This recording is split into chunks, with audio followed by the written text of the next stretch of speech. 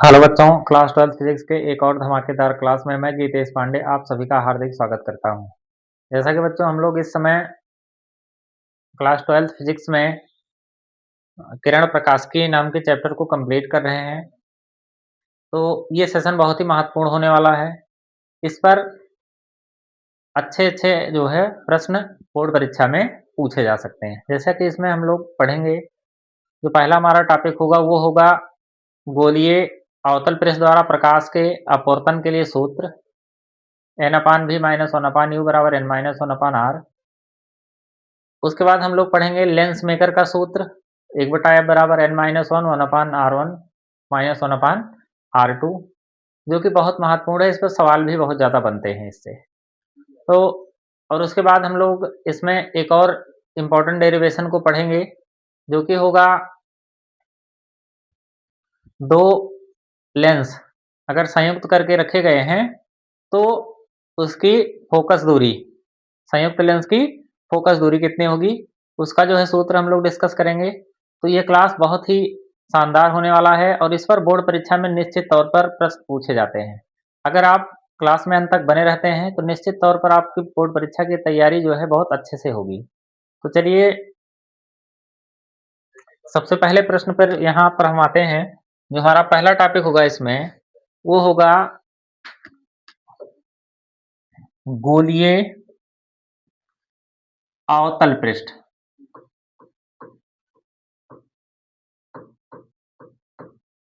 गोलीय अवतल पृष्ठ द्वारा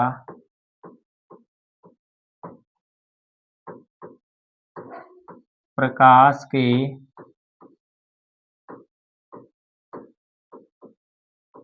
अपवर्तन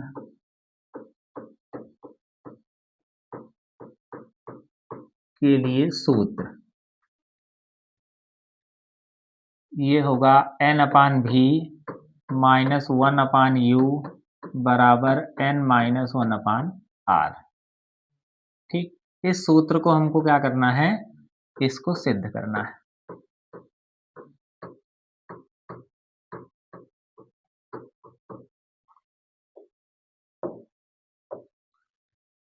ये प्रश्न जो है वो कैसा होगा, वो मोस्ट इम्पॉर्टेंट प्रश्न है। ये बोर्ड परीक्षा के दृष्टिकोण से अक्सर ये बोर्ड परीक्षा में पूछा जाता है। ठीक, तो चलिए सबसे पहले चित्र के बारे में इसमें समझते हैं। ठीक है, सबसे पहले हम क्या करेंगे, इसमें एक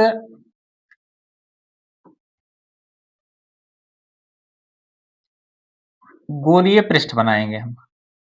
अब इसमें हमारा जो गोलीय पृष्ठ है वो कैसा है, वो है अवतल। तो अवतल पृष्ठ का मतलब क्या होता है कि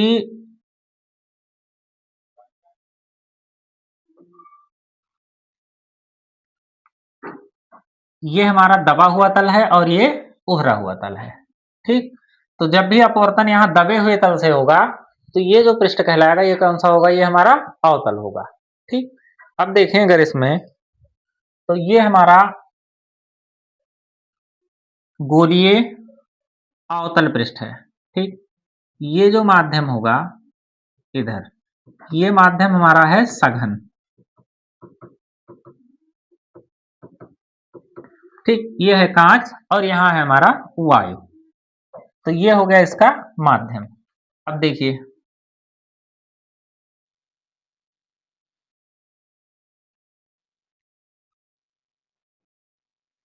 तो हमारा जो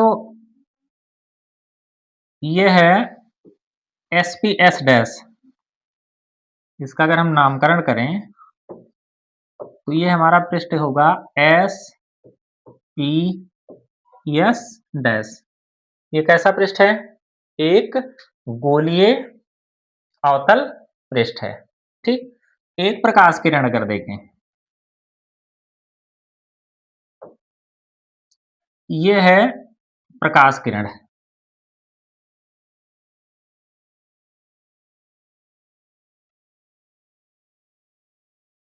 जो कि कहां से चल रही है, ये बिंदु वस्तु O से। तो O से यहाँ हमारे पास 2 किरणें चल रही हैं। एक किरण ये जा रही है और एक किरण ये जा रही है। तो ये किरण जो P से होकर जा रही है, वो बिना विचलित हुए सीधे निकल जाएगी, ठीक? और दूसरी किरण जो इस लेंस के पृष्ठ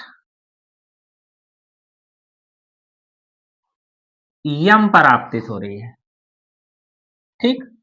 अब इस पर अगर हम लंब खींचें, तो देखिए जब भी कोई पृष्ठ पर हम लंब खींचते हैं, तो ये जो हमारा लंब होगा, वो कहाँ से खींचा जाएगा? वो हमेशा खींचा जाएगा इसके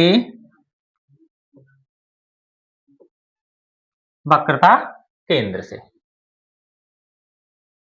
ठीक? जब भी हम किसी भी गोलीय पृष्ठ पर जब अभिलंब खींचेंगे, तो हमेशा कहाँ से खींचेंगे? उसके वक्रता केंद्र से। तो अब ये इसका क्या है? ये वक्रता केंद्र है, ठीक? अब देखें, तो चूंकि प्रकाश जो है वो कहाँ से जा रहा है? तो प्रकाश हमारा जा रहा है विरल से सघन में। तो जब विरल से सघन में जाएगा, तो ये जो होगा, ये अभिलंब की ओर क्या होगा? झुक जाएगा, ठीक? तो इस प्रकार से ये जो होगा, वो अभिलंब की ओर झुक जाएगा। अगर ये अभिलंब की ओर झुक गया, तो ऐसी स्थिति में अगर देखेंगे, तो ये हमारा जो पूरा कोण होगा, तो ये होगा I। देखिए, क्योंकि ये आपतित किरण है और ये है अभिलंब, तो आपतित किरण और अभिलंब के बीच बनने वाला कोण जो होगा, वो आपतन कोण होगा। और ये है अपवर्तित किरण। अपवर्तित किरण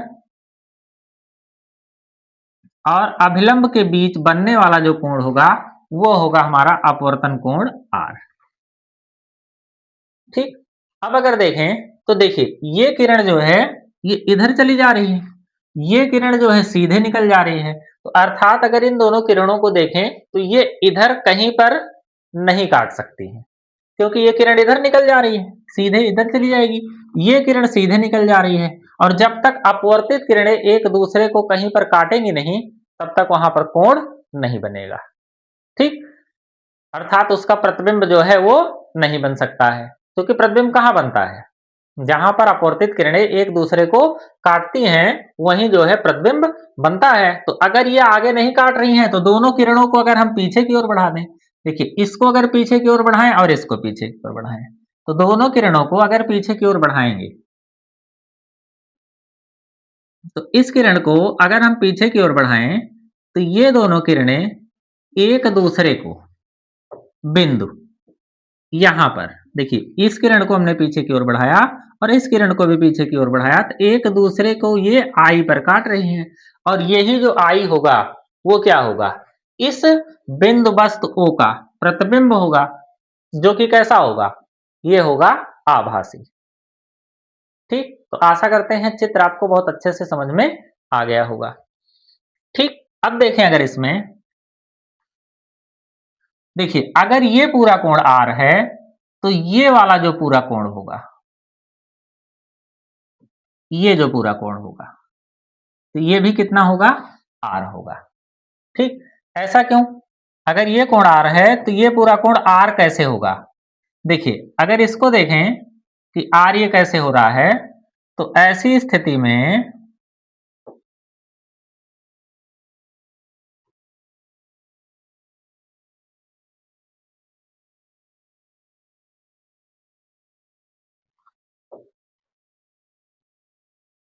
देखिए, अगर ये कोण पूरा R है, तो ये भी कैसा होगा?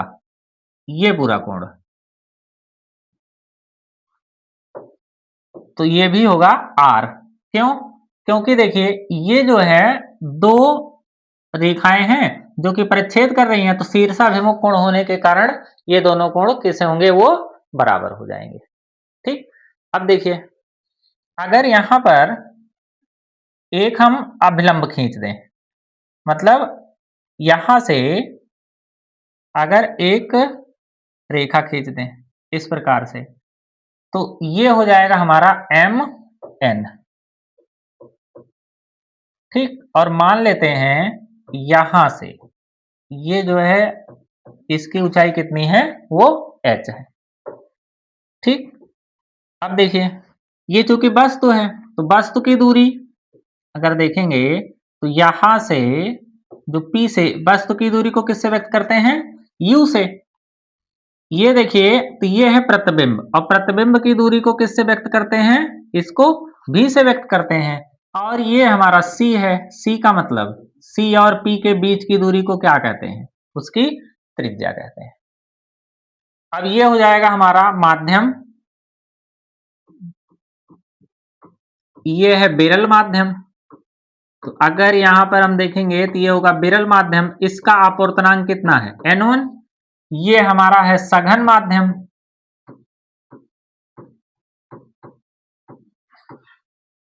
इसका आवर्तनांक कितना है? N2 है। तो इस प्रकार से हमारा ये चित्र जो है वो क्लियर हो गया।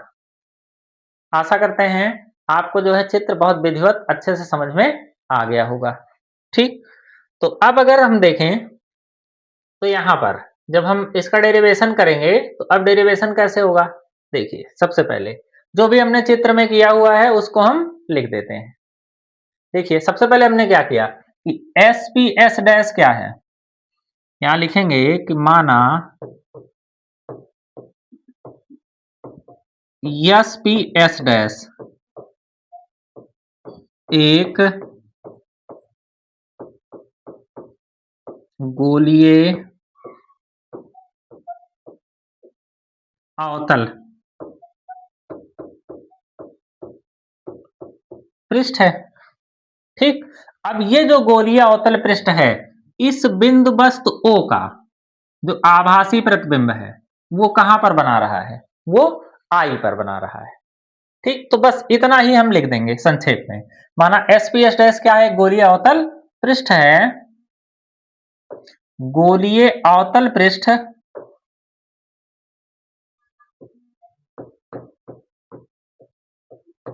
गोलीय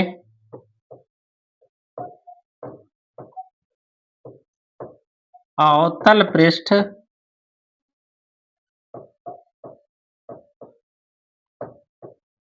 बिंदु वस्तु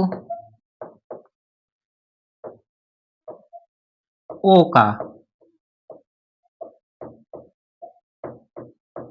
आभासी प्रतिबिंब I पर बनाता है। ठीक। तो इस प्रकार से ये हमारा चित्र जो है वो क्लियर हो गया और उस पर जो हमको हिंदी में थोड़ा सा लिखना था उसके बारे में हमने उसको लिख दिया। ठीक। अब देखिए मान लेते हैं ये वाला जो हमारे पास कोण है ये है अल्फा, ये वाला जो कोण है वो है बीटा और ये वाला जो कोण है वो कितना है? वो है गामा। ठीक। तो अब देखेंगे सबसे पहले देखिए त्रिभुज अगर हम ओ सी एम में इस त्रिभुज में देखें तो सबसे पहले हम लेंगे त्रिभुज किसमें? ओ सी एम में, इस त्रिभुज में। तो अब इस त्रिभुज में अगर देखेंगे त्रिभुज ओ सी एम में, ठीक, इस त्रिभुज में देखें तो प्रकाश कहां से जा रहा है? विरल माध्यम से जा रहा है सघन माध्यम में। तो अगर विरल से सघन में जा रहा है तो इसमें अगर इस त्रिभुज में देखें ओ सी एम, इस त्रिभुज में, तो अगर ये त्रिभुज हम यहां देखिए अगर बनाते हैं, देखिए त्रिभुज हमारा कुछ इस प्रकार से बना हुआ है। ये कोण है हमारा, देखिए ये कोण कितना है? ये है गामा। ठीक। और ये पूरा कोण कितना है? ये है हमारा आई, ये है अल्फा। तो अगर हम बहिष्कोण प्रमेय यहां लगाएं तो जो बहिष्कोण है वो सामने के अंतःकोणों के योग के बराबर होगा। मतलब गामा बराबर हम लिख सकते हैं आई प्लस अल्फा। ठीक। अगर यहां हम बहिष्कोण प्रमेय लगाएं तो हम गामा बराबर क्या लिख सकते हैं? यहां लिख सकते हैं आई प्लस अल्फा। तो इसी को अगर हम यहां पर रखें तो देखिए बहिष्कोण प्रमेय से गामा बराबर क्या हो जाएगा? देखिए गामा बराबर क्या होगा, ये पूरा आई और ये अल्फा। देखिए इस त्रिभुज के लिए ये क्या है, बहिष्कोण है, तो गामा बराबर हो जाएगा अल्फा प्लस आई, या आई बराबर क्या हो जाएगा, ये हो जाएगा गामा और माइनस कितना, अल्फा। तो इस प्रकार से हमारे पास एक वैल्यू आ गई किसकी, आई की। ठीक, ये हो गया। अब देखिए इसके बाद क्या करते हैं, एक त्रिभुज और लेंगे हम। वो कौन सा त्रिभुज लेंगे, अब देखिए वो त्रिभुज लेंगे आई सी एम, ये वाला त्रिभुज, त्रिभुज आई सी एम में। अब देखिए अगर ये आई सी एम वाला त्रिभुज लेते हैं, आई सी एम में इस त्रिभुज में अगर देखें तो ये गामा क्या है, बहिष्कोण है, और ये बराबर किसके होगा, आर प्लस बीटा के। तो गामा बराबर हो जाएगा आर प्लस बीटा। तो आर बराबर क्या हो जाएगा, ये हो जाएगा गामा और माइनस क्या हो जाएगा, बीटा। ठीक, तो इस प्रकार से सबसे पहले हमको काम क्या करना है कि दो ऐसे त्रिभुज लेने हैं जिसमें हम बहिष्कोण प्रमेय लगाकर आई और आर की वैल्यू निकाल लें।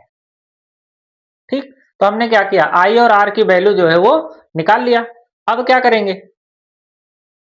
देखिए अब इसके बाद क्या करना है कि स्नेल का नियम अप्लाई कर देना है।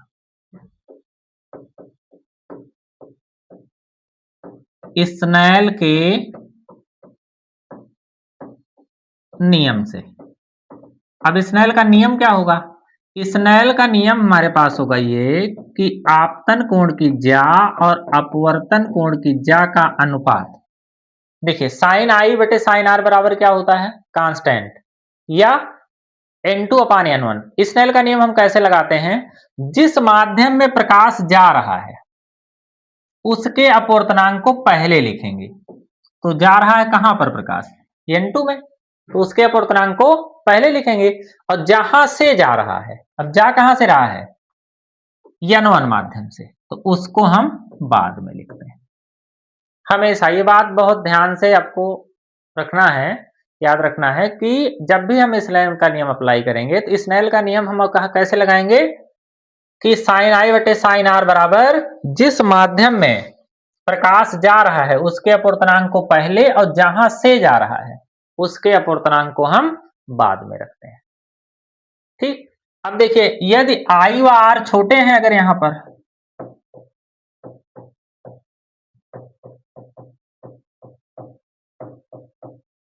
तब हम क्या लिख सकते हैं कि साइन आई बराबर आई और साइन आर बराबर क्या लिख सकते हैं, आर। ये कैसे होगा, देखिए जैसे अगर कोई बहुत छोटा कोण है, जैसे साइन जीरो है, तो साइन जीरो की वैल्यू क्या होती है, जीरो, मतलब जो कोण होता है वही उसका क्या हो जाता है, मान हो जाता है। कब ये होता है, जब वैल्यू ये बहुत कम हो, तो उस स्थिति में। ठीक, तो अगर वैल्यू बहुत कम है तो ये जो है, जैसे देखिए अगर काश के लिए हम नहीं लिख सकते, अगर काश जीरो की वैल्यू क्या होती है, 1 हो जाती है। तो मतलब अगर बहुत छोटा भी है काश का मान तो उसके स्थान पर हम वो वैल्यू पुट नहीं कर सकते हैं। ठीक, तो ये ध्यान रखना है। तो साइन जीरो को हम जीरो लिख सकते हैं, तो वैसे ही साइन आई को क्या लिख सकते हैं, आई, और साइन आर को क्या लिख सकते हैं, आर। तो इस प्रकार से अगर देखेंगे तो आई बटा आर बराबर हो जाएगा n2 बटे n1। ठीक, अब अगर हम इसमें गुणा करवा दें तिरछा तिरछा तो क्या होगा, n1i बराबर क्या हो जाएगा, n2r।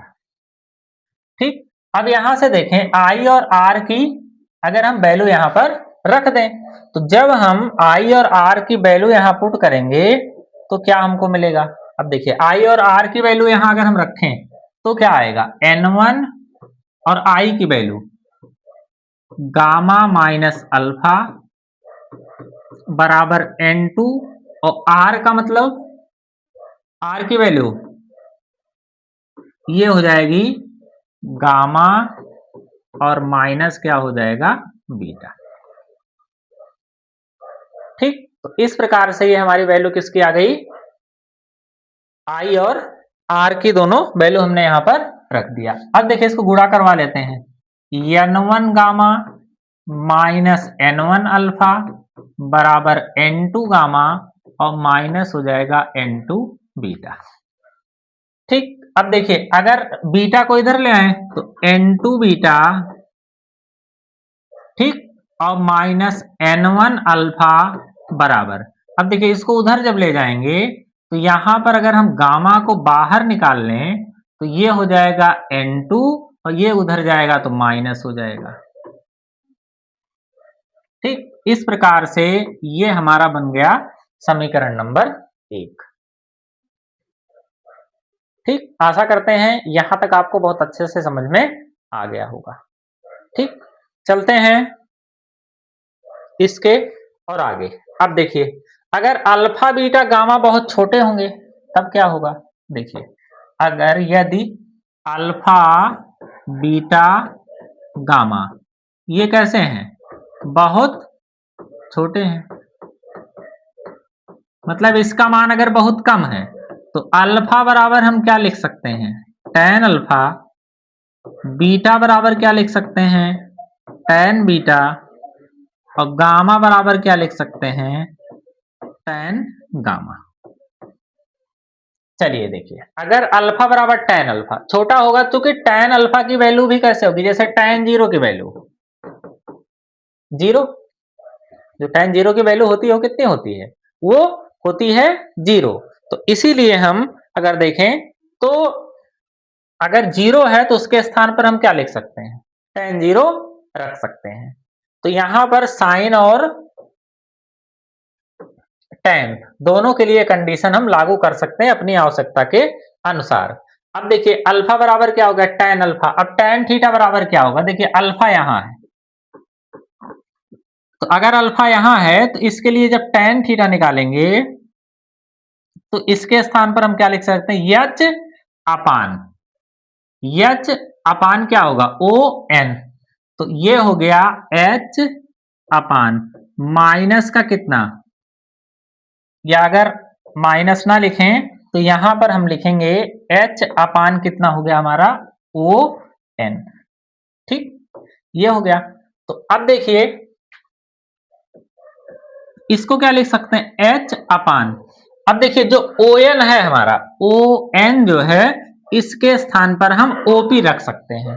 कब, जब ये इसके क्या हो, मान लेते हैं कि ओ एन जो है वो लगभग बराबर है किसके, ओपी के। अगर यहां देखें तो यहां छोटा सा लिख देंगे कि यदि ओ एन लगभग बराबर है किसके, ओ पी के।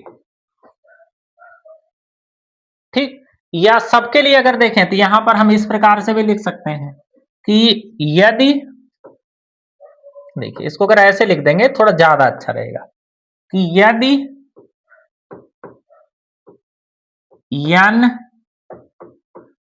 पी के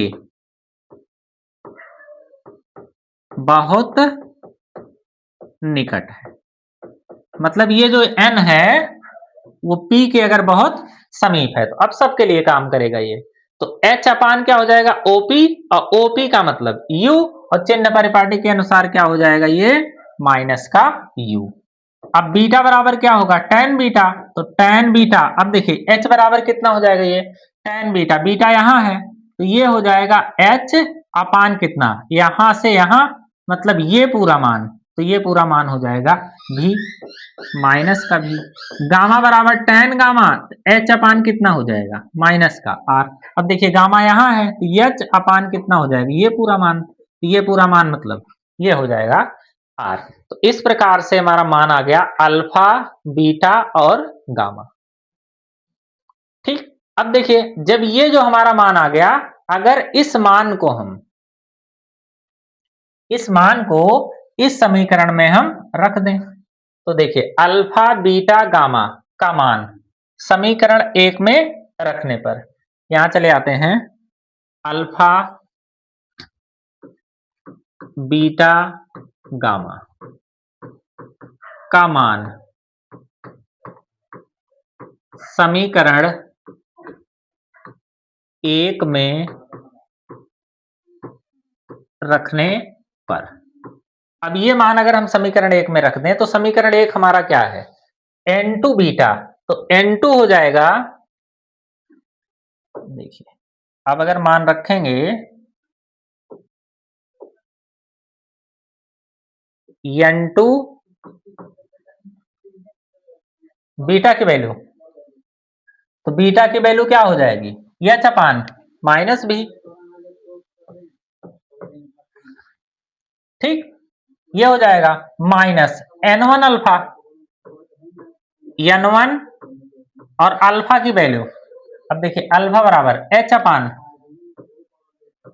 माइनस यू, ठीक, बराबर क्या हो जाएगा,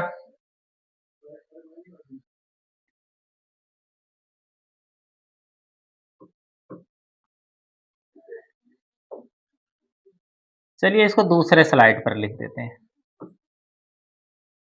ठीक, क्योंकि यहां पर जो स्थान है वो कम पड़ जा रहा है, इसलिए अब देखिए अल्फा बीटा गामा का मान समीकरण 1 में रखने पर, अब देखिए हमारे पास समीकरण 1 क्या है, वो है n2 beta minus n1 alpha, n2 beta minus n1 alpha बराबर n2 माइनस n1 और कितना, गामा, यही है हमारे पास समीकरण नंबर 1। अब यहां पर अगर हम मान रखेंगे तो कितना निकल कर आएगा, ये n2 और बीटा की वैल्यू, अब देखिए बीटा की वैल्यू कितनी है, h अपान माइनस भी, तो ये हो गया हमारा h अपान माइनस भी माइनस n1, अब अल्फा, अब देखिए अल्फा की वैल्यू कितनी है, h अपान माइनस यू, तो ये हो जाएगा हमारा h अपान माइनस यू बराबर क्या होगा, n2 माइनस n1 और गामा, अब देखिए गामा की वैल्यू क्या निकल कर आई है, यहाँ गामा का मान हमारा है h अपान माइनस आर, तो ये हो जाएगा हमारा h अपान कितना माइनस आर, ठीक, अब देखिए यहां से अगर हम h को कॉमन करें तो n2 अपान माइनस भी हो जाएगा, ये देखिए माइनस माइनस क्या हो जाएगा, प्लस n1 अपान यू हो जाएगा, बराबर क्या होगा, अब देखिए इस माइनस से अगर इसमें हम गुणा करवा दें, ठीक, या चलिए छोड़िए इसको ऐसे ही रहने देते हैं, तो ये हो जाएगा n2 माइनस n1 और h अपान कितना माइनस आर, ठीक, तो अब यहां अगर देखिए तो इसमें क्या होगा कि इधर वाला h और ये वाला h कैंसिल हो गया, इस माइनस से अगर यहां हम गुणा करवा दें तो इस माइनस से गुणा करवाएंगे तो ये हो जाएगा n2 अपान भी माइनस n1 अपान यू बराबर हो जाएगा n2 माइनस n1 अपान कितना हो जाएगा r, ठीक, अब क्या करना है, अब n1 से भाग देने पर,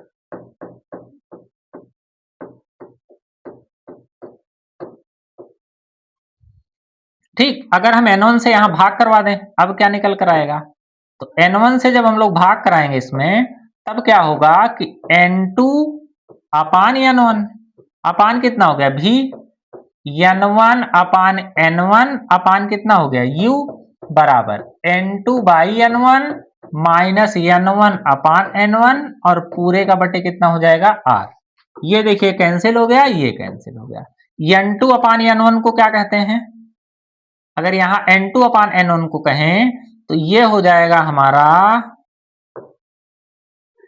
ठीक, n2 अपान n1 का मतलब n हो गया अपान भी, ठीक, माइनस 1 अपान यू बराबर क्या हो जाएगा n माइनस 1 अपान कितना हो जाएगा r, इस प्रकार से हमारा ये बहुत ही इंपॉर्टेंट एक सूत्र निकल कर आया जो कि होगा क्या, गोलीय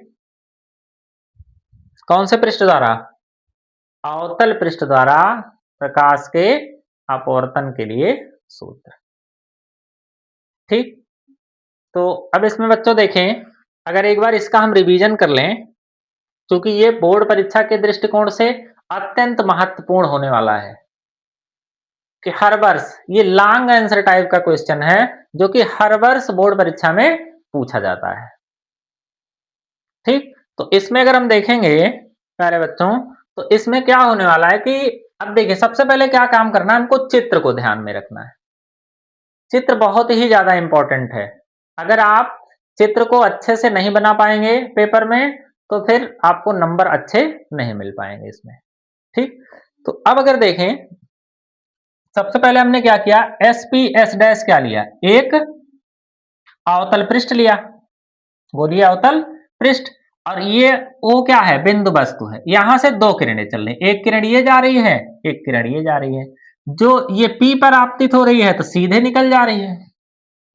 और दूसरी किरण जो इस बिंदु यम पर आपतित हो रही है, तो यहां पर देखें यम पर जो आपतित हो रही है, तो इस पर CM यन क्या है? ये अभिलंब है। जब ये किरण चूंकि विरल से सघन में जा रही है, तो अभिलंब की ओर झुक जाएगी। तो जब ये अभिलंब की ओर झुक जाएगी, तो ये पूरा कोण हमारा होगा I और ये पूरा कोण होगा R। अब ये किरण देखें, तो ये जो किरण है ये सीधे निकल जा रही है इधर, ये सीधे निकल जा रही है इधर। तो इस प्रकार से ये दोनों किरणें जो है उधर कहीं पर नहीं काटेंगी। तो जब अपवर्तित किरणें नहीं काटती हैं, तो वहां पर प्रतिबिंब नहीं बनता है। तो इस किरणों को हमने क्या किया? पीछे की ओर बढ़ा दिया। और जब पीछे की ओर बढ़ाया, तो ये एक दूसरे को कहां पर काट रही हैं? बिंदु I पर काट रही हैं, और यही I क्या है? बिंदु वस्तु O का प्रतिबिंब है। तो ये हो गया। तो अब देखिए, अब यहां से हमने एक लंब खींच दिया, जिसकी ऊंचाई कितनी है? H है, तो ये Mn हो गया। ठीक, अब देखिए ये चूंकि वस्तु है, तो वस्तु की दूरी को U से, ये है प्रतिबिंब, प्रतिबिंब की दूरी को V से, और ये CP के बीच की दूरी R होती है। तो वक्रता त्रिज्या हो गई। इधर का अपवर्तनांक हो गया N1, इधर का हो गया N2। ठीक, तो हमारा चित्र जो है वो कंप्लीट हो गया। तो अब इसमें देखेंगे तो लिखेंगे कि एसपी एस डैश क्या है? गोलीय अवतल पृष्ठ है। तो गोलीय अवतल पृष्ठ जो है बिंदु वस्तु O का जो आभासी प्रतिबिंब है वो कहां पर बना रहा है? I पर बना रहा है। ठीक, तो अब देखेंगे सबसे पहले हमको करना क्या है कि अब दो त्रिभुज ऐसे लेंगे कि जिससे हम I और R की वैल्यू निकाल लें। तो I और R की वैल्यू हमने निकाल लिया। ठीक, और वही I और R की वैल्यू जो है हम स्नेल के नियम में रख देंगे। तो जब स्नेल के नियम में उसको रखेंगे, तो हमारे पास एक समीकरण प्राप्त हो जाएगा। तो तीसरा पॉइंट ये ध्यान रखना है। तो पहला पॉइंट क्या ध्यान रखना है बच्चों? सबसे पहले चित्र, उसके बाद क्या करना है? I और R की वैल्यू निकाल लेनी है। I और R की वैल्यू निकालकर उसको हमको स्नेल के नियम में रख देना है। फिर अगर अल्फा बीटा गामा बहुत छोटे हैं, और यदि n p के बहुत निकट है, तो अल्फा बराबर tan अल्फा, बीटा बराबर tan बीटा, और गामा बराबर क्या हो जाएगा? tan gamma. तो इस प्रकार से ये तीनों मान अगर देखें, तो h अपान माइनस यू हो गया। देखिए अल्फा ये है, तो h अपान कितना हो जाएगा? माइनस का u। बीटा अगर देखें, तो बीटा ये है, तो h अपान माइनस का भी। गामा बराबर h अपान माइनस का r। और यही जो तीनों वैल्यू है उसको हमने क्या किया? इस समीकरण में रख दिया। तो देखिए अब जब इस समीकरण में रखा, तो हमारे पास ये मान मिल गया। समीकरण में हमने रख दिया इसको, इसमें से हमने h को कॉमन कर लिया। h को कॉमन किया, तो ये हमारे पास मिल गया, h से h कैंसिल हो गया।